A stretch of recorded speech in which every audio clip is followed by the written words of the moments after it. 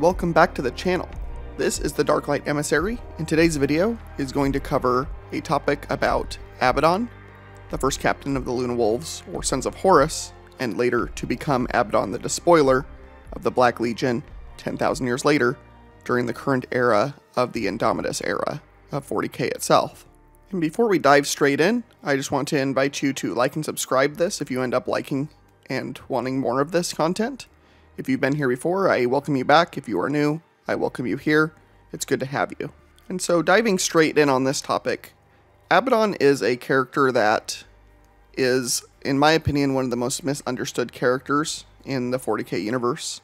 He is a character that is the subject of many memes in the just 40k culture of, just jokes and things like that. And I think combined with his name and like the name of his crusades, which are called the Black Crusades in the current era, and also because there was not much on him early on before the Heresy series of books, that Abaddon was kind of seen as both a failure as well as kind of a joke character in some sense, as well as kind of like a two-dimensional villain, kind of like, so to speak, a mustache-twirling type of character, out to just cause mayhem and destruction, cause chaos, right? He was just the big bad, from a bygone era, still carrying on his dad's legacy, that sort of kind of thing, so to speak. And the memes about him are a perfect example of how a kernel of truth that often memes spring from can be detrimental to an overall character,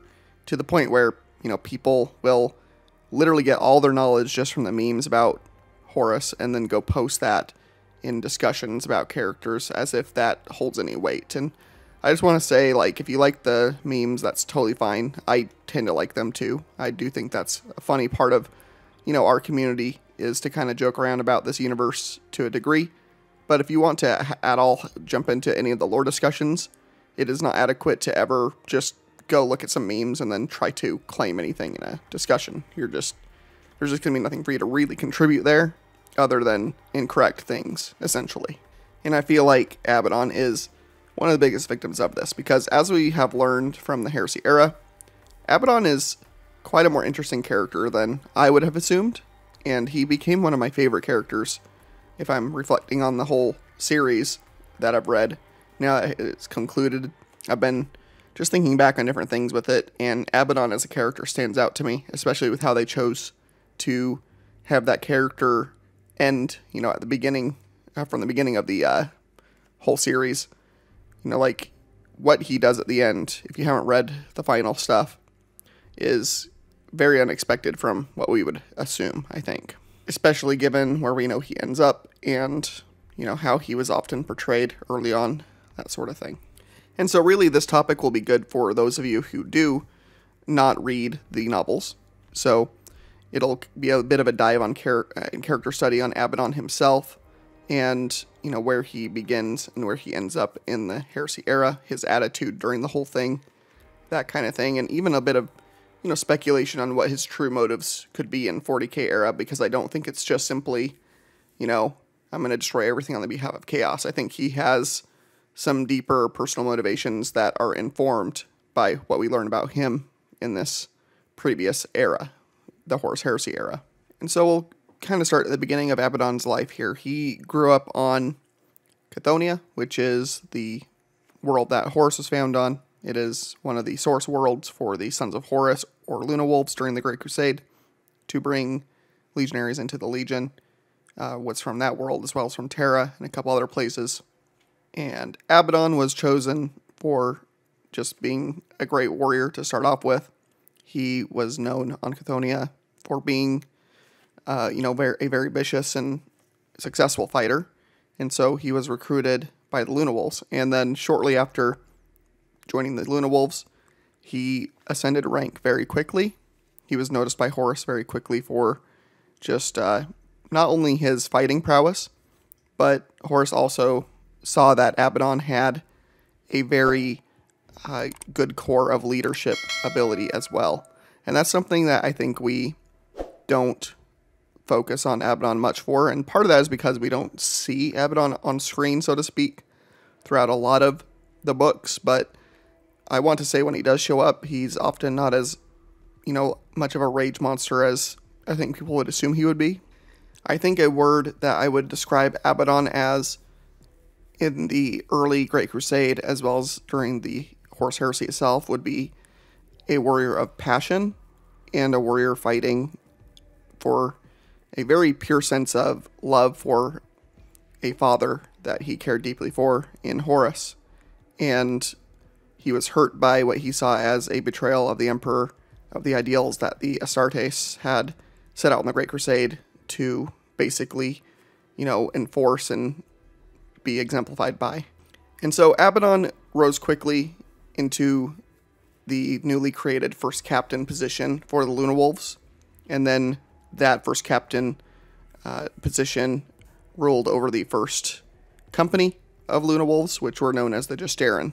And the Luna Wolves at first had white armor, and so as a distinction, Abaddon and his first company wore black armor to signify them as a cut above the rest of the Legion.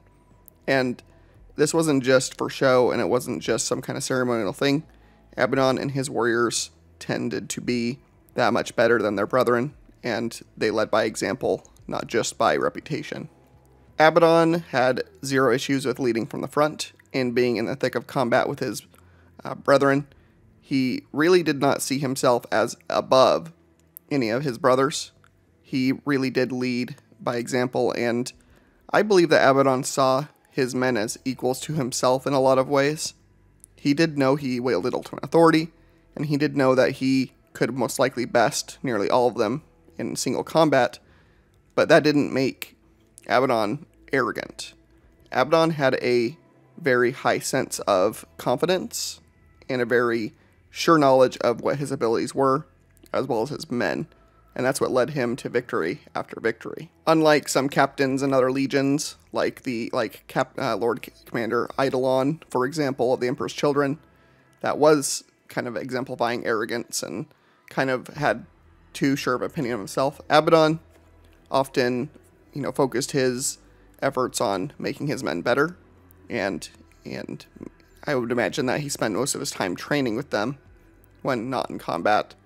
And then one of the ways that we know that Abaddon was much more than just a fighter and just a strategic commander is his presence within the Mournival, which was a group of 4 captains in the Luna Wolves and later Sons of Horus Legion that were basically direct counselors to Horus himself. And this was one of the things that stood Horus out from the other pack of Primarchs.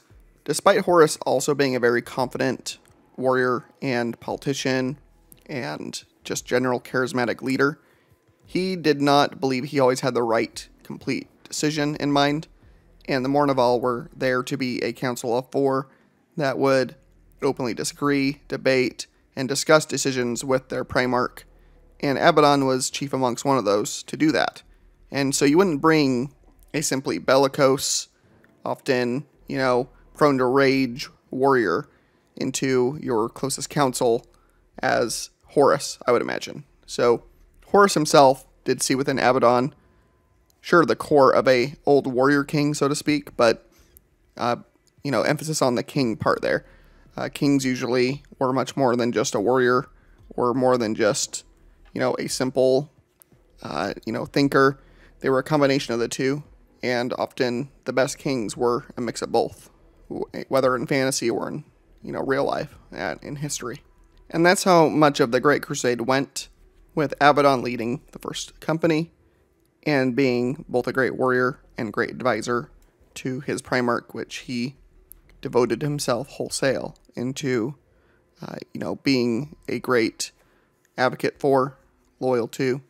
And Abaddon for a time even found himself loyal to the Emperor himself in cases where, for example, during the Great Crusade, there was a hybrid Xenos human faction called the Interrex, which was famously being considered as some kind of ally or protectorate by Horus. He didn't want to just outright wipe them out.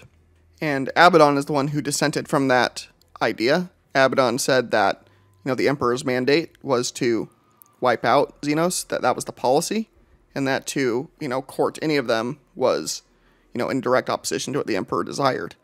And so at one point during the earlier crusade, Abaddon himself would often push back on Horus if he thought Horus was going against what the Emperor himself wanted at the time. That being said, Abaddon was performing a duty to his Primarch more than the Emperor here. And if push came to shove, Abaddon was going to side with his Primarch over the Emperor, as we can come to learn a bit later here when the Horus Heresy starts. And so it's important to know at this point that Abaddon does not know what chaos is at all. He isn't interested in it, and he had no part to play directly in the downfall of Horus to chaos. All Abaddon knew was that his Primarch became very ill, and that, suddenly the impossible is happening before his very eyes. The man, the general, the father that he loved and supported now had a very real possibility of dying right in front of him. And for all of his ability as a warrior, for all of his ability as a leader, for all the armies he could control, Abaddon was completely helpless in this situation, watching his father, die as apothecaries and other medical experts in the fleets could do nothing to halt whatever was happening to his father. And when Erebus offered to bring Horus down to Davin to get healed up at the Chaos Lodge there, Abaddon was on board for it, but he was ultimately leery about it too. And this was where a wedge started forming between Abaddon and two other members of the Mournival, which were Garviel Loken and Tarek Torgadon. So you have, out of the four, Abaddon and Little Horus Aximand, and Tarek and Loken, who basically were all in kind of disagreement on what to do with their father, how best to serve him. And eventually Loken and Tarek, confront Abaddon down, who's standing guard in front of the lodge while Erebus is doing his thing in there with Horus. And Abaddon basically says to Loken, have you come here to stop us? Loken, what are you here to do? And Garviel is basically like, Abaddon, I am here to, support, what you're doing to try to save our father. That's all we can do at this point. And he stands side by side at that point with Abaddon. And, Abaddon did not yell at this point. He was just basically kind of like, look, are we going to fight over this or not? And again, kind of showing that he was, at this point, maybe in disagreement with Loken, but he ultimately still respected Loken and showed him the respect of his position and, his own abilities that he had, and for the reason he was in the Mournival as well. But then this changes, and eventually Abaddon is part of the plot to cull all of the Loyalists out of the Legion once Horus makes the decision to move forward with the Horus Heresy plot to overthrow the Emperor. And this culminates in Istvan III, where all the Loyalist elements of the traitor legions, basically the 4 or 5 core main legions that betrayed. And before anyone corrects me, it is 4. I don't know why I thought there was 5. I know better than that.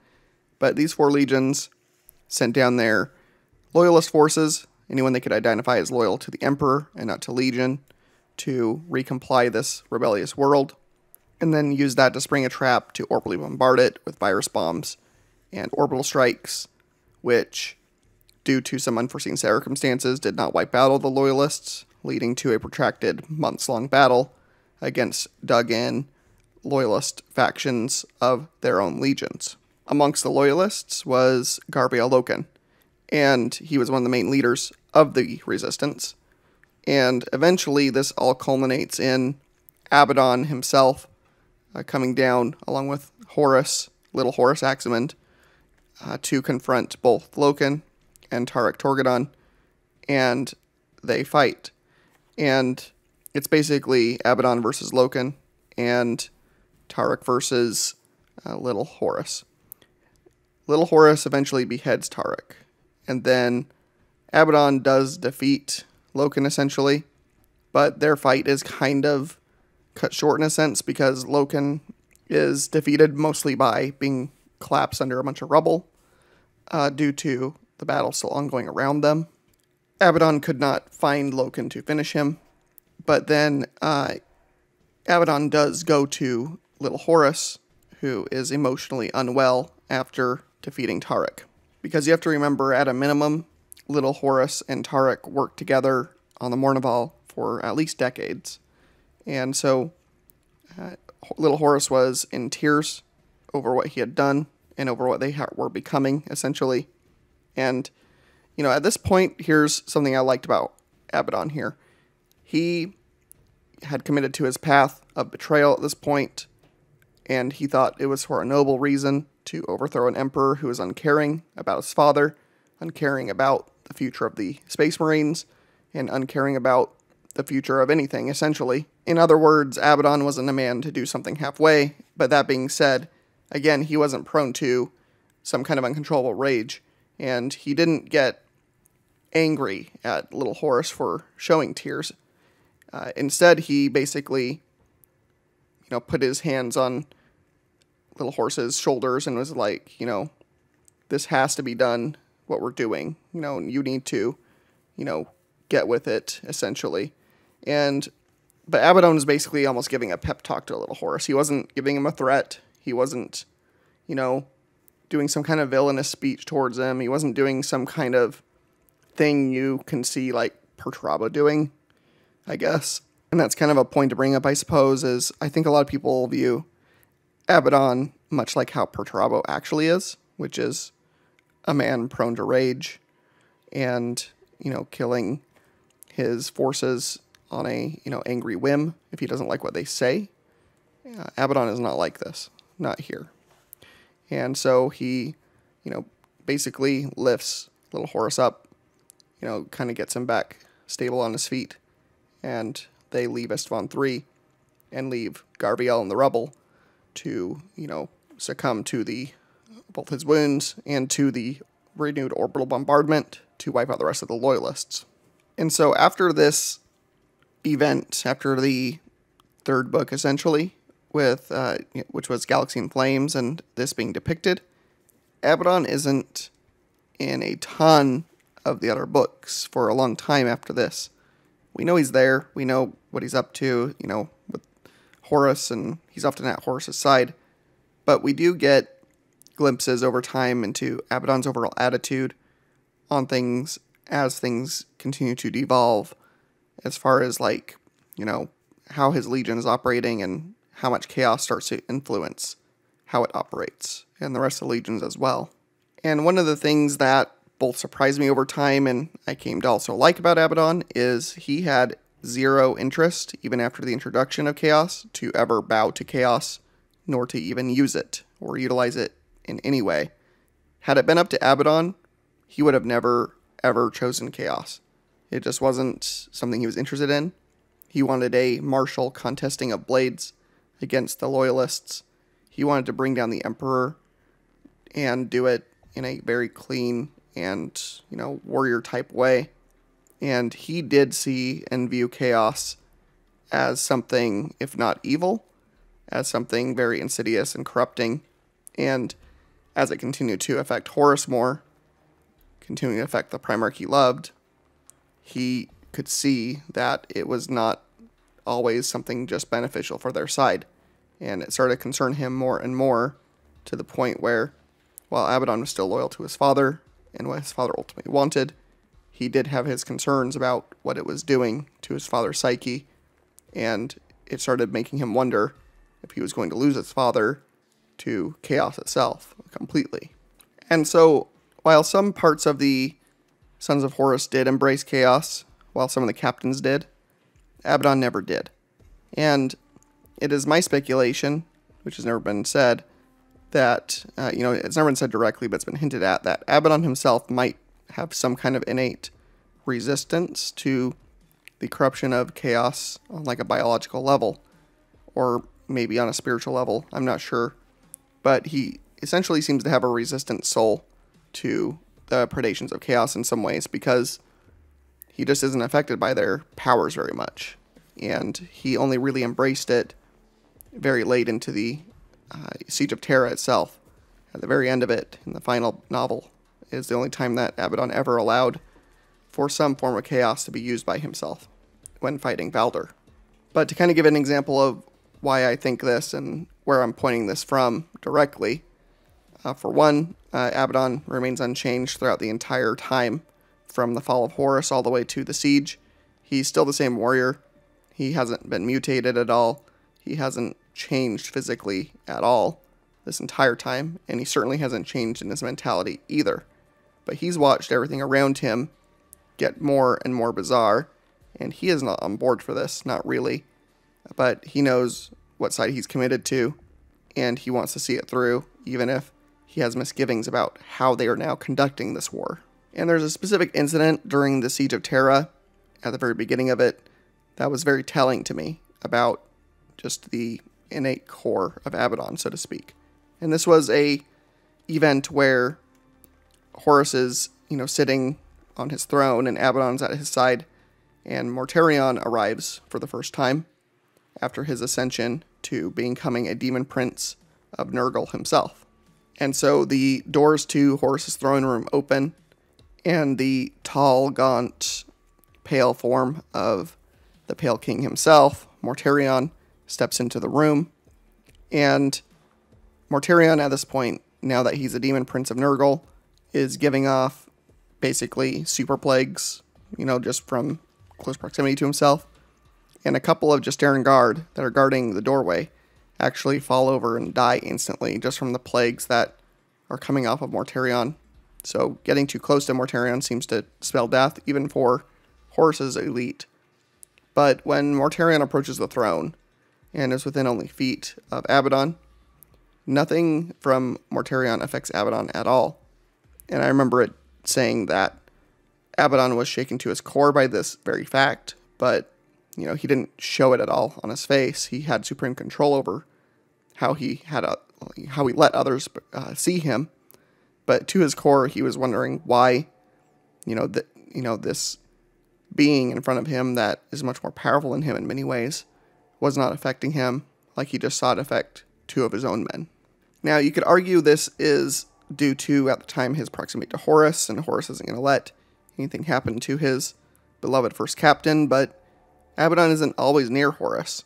Abaddon is often out conducting his own operations, and, he has, a large authority over the Legion and has to lead it, and so he's often not standing on the side of Horus, and he's had never been corrupted, even if stepping away from the Primarch.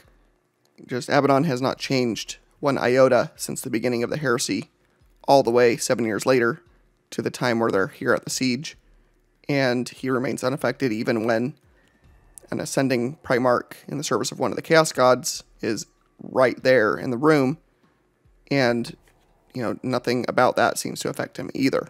And so to me, this speaks to some kind of indomitable will or resistance to the warp itself by Abaddon. And it's just by this small example that I tend to think this. And then during the actual Siege of Terra itself, Abaddon did participate, and he was often, in the thick of fighting.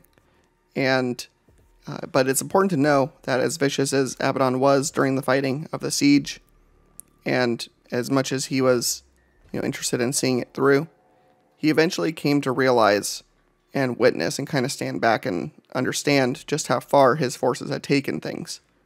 He didn't see an army standing in front of him anymore.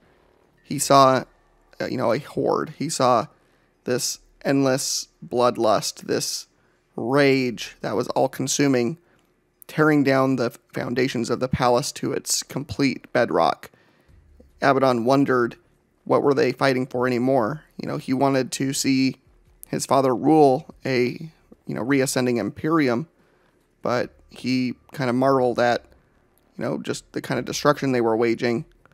Yeah, they needed to defeat the emperor. They needed to defeat the loyalists, but there was going to be nothing to lead if they, continued on the way they were continuing on. But Abaddon, for all his prowess and warrior ability and, general influence, was still one man. And by this point, several of the captains within the Sons of Horus itself were no longer really going to listen to his commands anymore.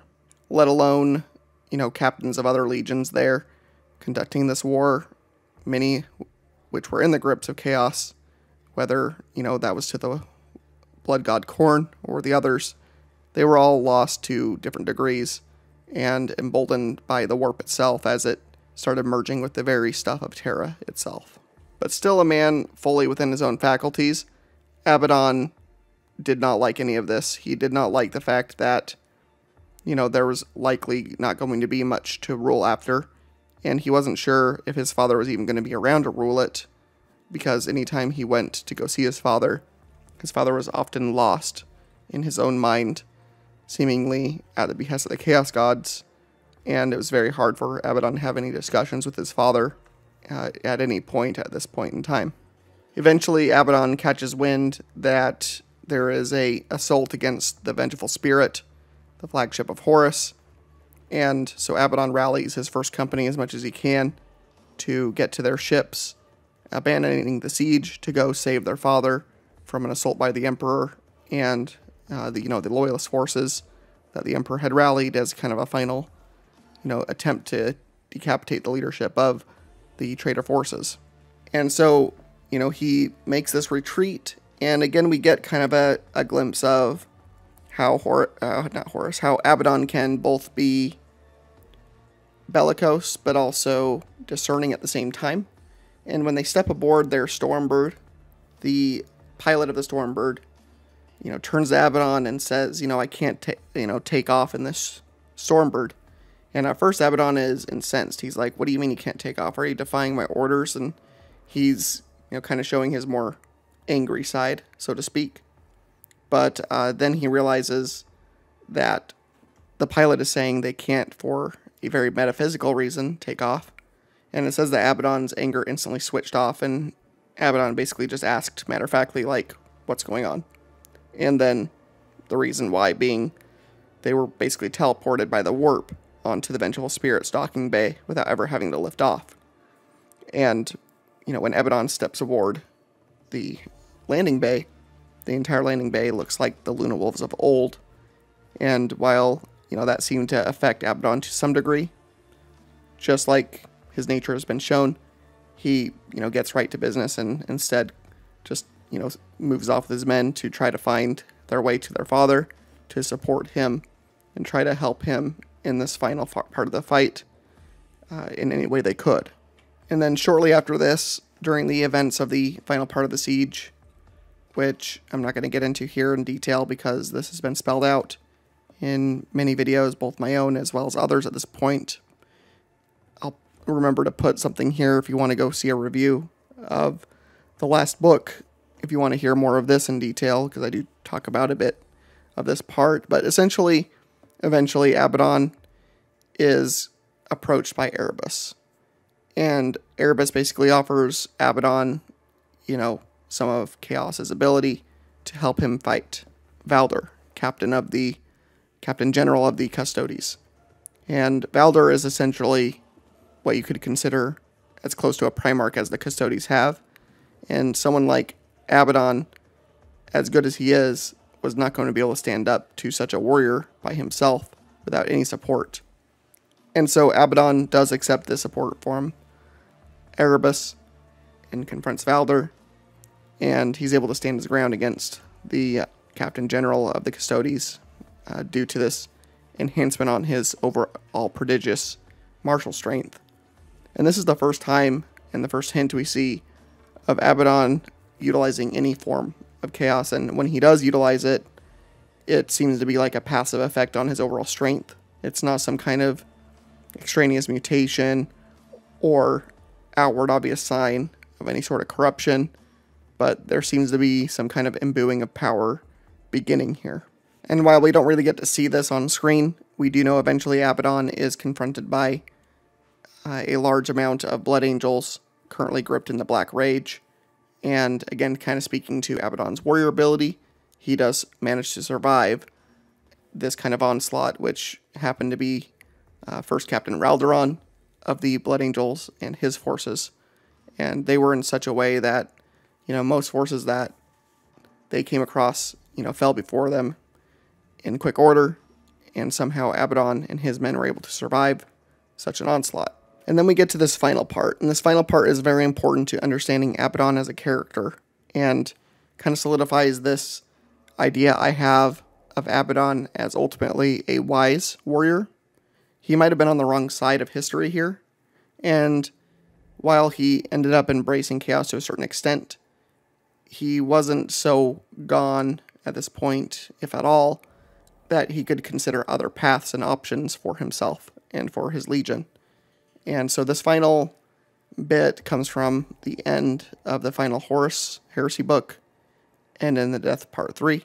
So if you don't want to hear this, if you haven't for some reason read this or learned about this, now's a good time to stop if you want, but I'm going to continue on because this is probably the most important part of this whole video to explaining, my thoughts on Abaddon.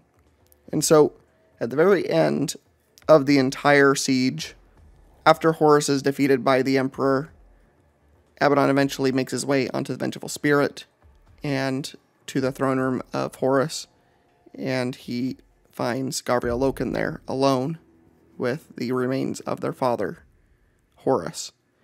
And you would think, based upon the memes and any shallow reading of Abaddon as a character, that he would instantly fly into a rage upon seeing the man that 7 years ago he tried to kill on the battlefields of Isfahan 3, and, have this final epic duel with this, former reflection of his legion that Loken basically kind of depicted symbolically in a way.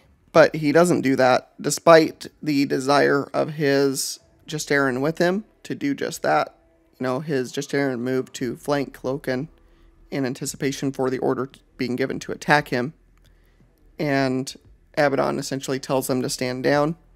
And he just walks up to Loken and basically says, look, we've had our differences, but, what are we fighting over at this point? Abaddon basically is conceding defeat here. He knows that their efforts now to have taken over Terra and to replace the government with one of their own, with Horus at the head of it, is no longer an endeavor they can pursue. Horus lies before them dead at their feet here. And basically Abaddon says, Garviel, if you want a place in this legion again, you can have it, because there's no point in fighting. There's so few of us left now. We've blunted ourselves against each other and against this cause for so long. Abaddon now wants to preserve what's left of their culture and his men as much as he can, now that their Primarch is gone. And Abaddon still loved Horus, and Garviel did too, it turns out. So Loken survived Isfahan 3, became a spy and essentially warrior for Malcador, who found him and handpicked him out that way. But Garviel basically says to Abaddon here, I chose to remain loyal to and to love the father that he was versus the one he became. And my goal was to do that, whereas Abaddon simply was going to follow his father anywhere, regardless of the decisions he made. And Abaddon might oppose some of the decisions his father made, but ultimately was just going to be at his side the entire time. But the thing that Garviel and Ezekyle Abaddon ended up basically agreeing on at the end was that the father that they had followed had lost his way, and all they had to go on now was observing the death of their father, which they wished hadn't have happened. But ultimately they know that Horus had chosen his path, and that they now had to choose their own path. And I just find it very interesting here that Abaddon offered Garviel a place back in the Legion, and Garviel seemed to accept it at that point, and due to events of the book, that does not end up happening. But Abaddon is shown again to be a man of measured decisions here. And one of the mantras of Abaddon at this point during this book that is brought up several times is that Abaddon strives to control and not be controlled. He watched his father become a puppet to the Chaos Gods.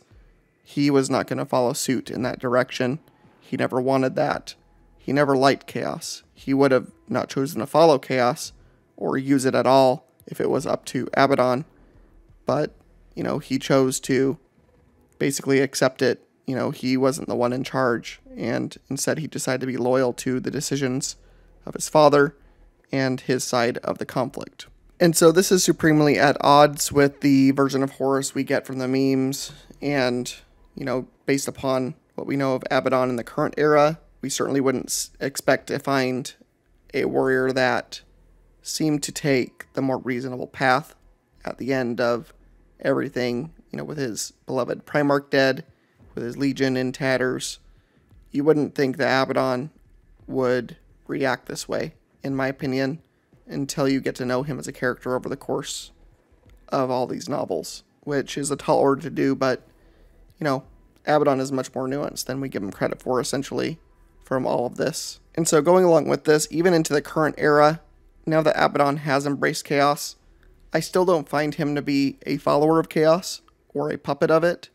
I do believe that he has some kind of inbuilt immunity overall to chaos, and that he is simply using them to further his old goal of trying to overthrow the Emperor in the Imperium, which he views, rightfully in some ways, as a corrupt and, joking hollow shell of what he once fought for, essentially. I do believe that Abaddon has some motivations that he does not let anyone know about for why he is conducting the Black Crusades, and for, what his ultimate goals are. It will be interesting to kind of see if we get to learn more about that in the book Pandemonium, which will cover the final part of the Bequin trilogy. And, we might see Abaddon confront Valder again, because when Valder did confront Abaddon, Abaddon caught Valder's spear in his hands, and Valder's spear is able to basically see the future, or see everything about a character when it either stabs them, or otherwise they make physical contact with it. And he saw Abaddon's future as the despoiler, as, a general across 1,000 battlefields, as, this spreader of chaos. And so Pandemonium might deal with Valder confronting Abaddon once again, and we might learn more about what Abaddon's ultimate motivations are, but we really don't know yet. I would say that, based upon everything we just talked about, what Abaddon is choosing to do in the current era is measured and within some kind of bigger plot that we just don't know about yet. Whatever it is, it's not meant to simply further the cause of chaos, nor is it out of some kind of devotion to chaos like the Word Bearers would be doing it, or, other devotees to the chaos gods. And I do need to read these, and I'm kind of annoyed that I haven't read these yet, but I have not read the Black Legion omnibus, and I do know in that it further informs on Abaddon's attitude and overall, who he is as a being, as a, one of the things that's funny, I know, from those novels is that it starts off with members of the Black Legion, or Sons of Horus at the time, I imagine still, looking for Abaddon. He wasn't, currently active really for a long time after the heresy, and they find him on a much abandoned vengeful spirit eventually. And part of the way that Abaddon has been spending his time, they find, is that he is making his own wine or beer. He essentially was just kind of doing his own brewing when he wasn't doing anything, when he wasn't being the despoiler. Abaddon chose to just essentially almost retire in a sense from all of that, which I find, again, kind of a funny aspect to his character, that, we kind of see him as just this warrior and always wanting to be a warrior, always wanting to go out and fight, but instead he just chose to make some alcohol instead, essentially, which he's much more of a character than we give him credit for, I think. The memes definitely have butchered this character to a untenable degree, in my opinion. And that is really it. So if you've liked this content, please consider liking and subscribing. This is a growing channel, and I try to get 1 or 2 videos out a week. I will be live streaming sometime this week. I'm not entirely sure yet, so just kind of keep an eye out for that. I've been live streaming mostly Battlefield Gothic Armada 2, but I do want to live stream more of Helldivers, because that might as well be a Warhammer game, and it's just entertaining content. as well as I want to look at doing Bolt Gun a bit, because that is now out on Game Pass. You can leave a comment on what you would like to see more in a live stream if you want, and I might put it out in a poll as well. So, anyway, I do appreciate your time here. If you've been here for a while, I appreciate it. If you're new, welcome, and I hope you come back. And as always, I look forward to seeing you in the next video, and I hope you have a great day, or week, or rest of your year. Thanks for your time.